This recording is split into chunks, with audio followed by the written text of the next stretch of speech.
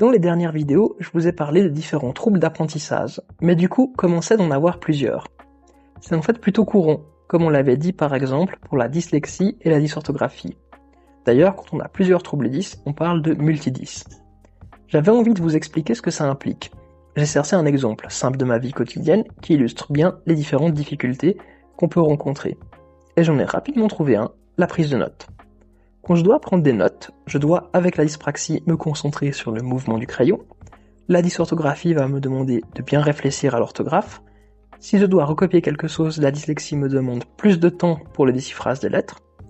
Si en plus il y a des calculs à faire, je vais prendre encore plus de temps. Merci la dyscalculie.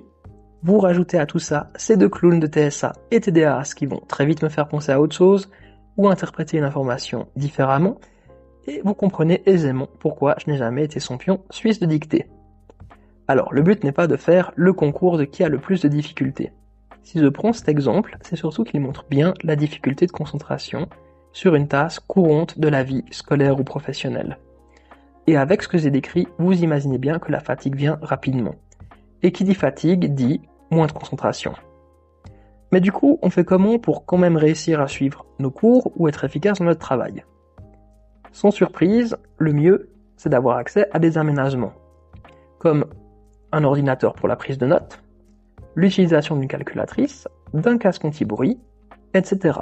Bon, quand les profs employeurs sont ouverts au dialogue, on peut obtenir ces aménagements assez facilement. Mais malheureusement, ce n'est pas toujours aussi simple. Et si des fois, à force de patience et de réexplication, ça aboutit sur quelque chose, d'autres fois, ça ne donne tout simplement rien. C'est du cas par cas et il n'y a malheureusement pas de solution miracle. Mais j'ose espérer qu'à force de sensibilisation, ces aménagements seront vus pour ce qu'ils sont, un droit fondamental.